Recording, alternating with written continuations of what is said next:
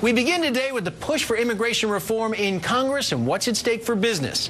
So far, most of the media attention has centered on the Gang of Eight, that group of bipartisan senators hoping to unveil their immigration overhaul when Congress returns from recess this coming week.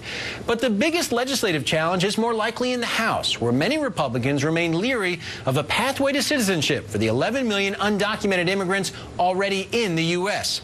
Behind closed doors and largely out of the spotlight, another bipartisan group of House lawmakers has quietly been working on their own plan, overhauling the nation's immigration rules. Florida Congressman Mario Diaz-Balart is part of that effort, and he joins me now from Miami here on Capitol Gains. Congressman, thank you for the time, first of all. And let me ask you, we've seen so much focus on the Senate. How close are you and your House colleagues ready, prepared to put out your own proposal at this point? I think we're very close. You know, we've had the advantage of time. We've been working on this now for a number of years, as has been reported somewhat by the press.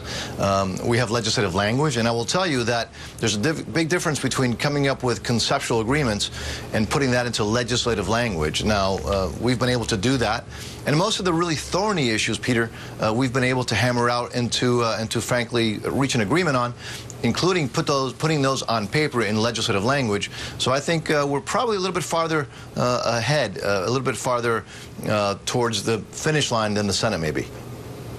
So you've got legislative language already. Does that mean you're ready to present a bill, for example, for Speaker Boehner to consider as soon as next week? You know, we're more concerned about getting it right than doing it quickly.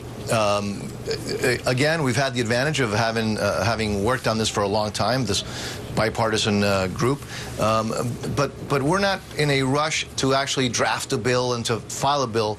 We want to make sure that we get it right, as well as right as it can be done, and that's really our concern. So we don't have deadlines that we've imposed on ourselves, other than the fact that we want to fix what's broken.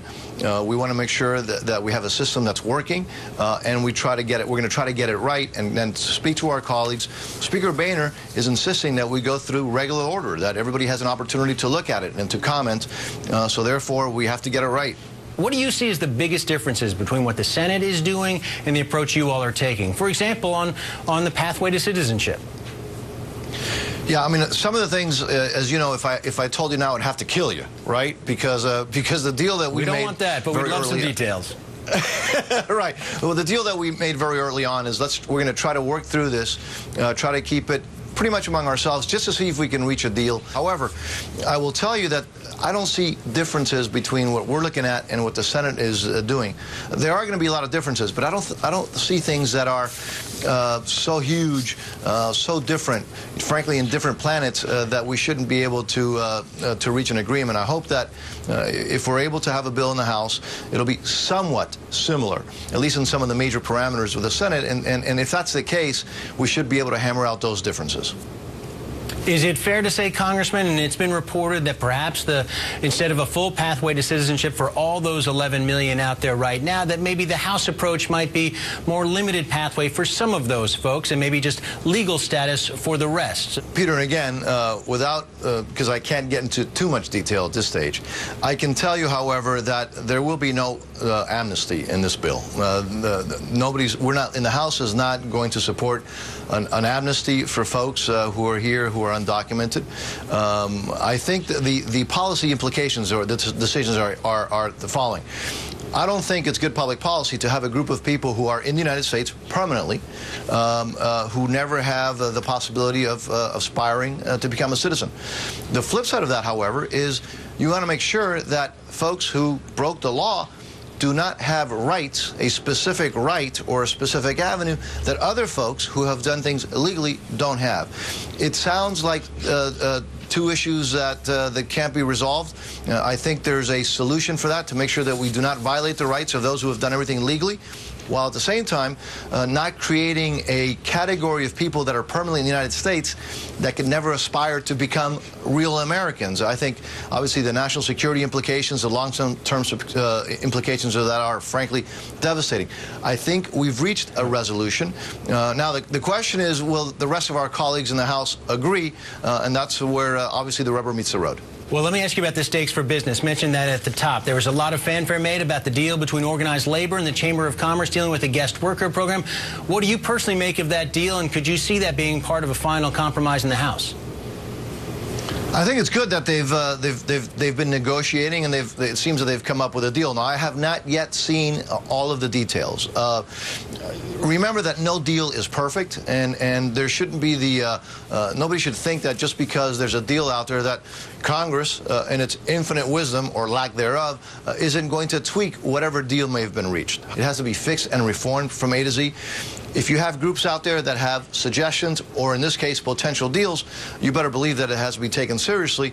But I don't think there's any deal out there, either those made by small groups in the House or the Senate, or made by outside groups. I don't think those deals are necessarily going to be the final outcome of any legislation.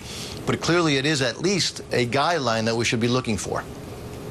And Congressman, what's your message to the business community in this fight right now? What's their responsibility ultimately if immigration reform is going to move forward? For business, I think this is a win-win. We got to make sure that they know what they're getting into, that there's certainty, that the rules of the game are very well established. They're known ahead of time. So I think fixing the immigration system will be great for business. It'll be great for the economy. It's essential for our national security interests. And it's also, frankly, fair to finally deal with the fact that we have 10 or 11 million people here, and ignoring them doesn't make them go away. It's in essence, that's de facto amnesty. So dealing with that also, I think, will be a plus for our economy, plus also for our national security interests. Final question for you, Congressman. How much pressure are you feeling? How important is it for the Republican Party's future for you and your colleagues to reach a deal that can not only clear the House, but also get signed into law by the president? Look, immigration reform and the issue of immigration has been used by both parties as a political tool for, frankly, decades. It's been a really good tool, successful tool politically for the Democrats. It's been political suicide for the Republicans. We have so much, the Republican Party has so much to offer to ethnic communities, to minority communities, to the Latino community. But unfortunately, this issue, immigration, is used as the example that is always used to say that the Republican Party is anti-immigrant, which isn't true. But until we get immigration off the table, we can't even approach that community. It's essential that we take it off the table. Without that, I think we're in deep trouble. Congressman, we appreciate the time. Thanks for joining us today here on Capital Gains.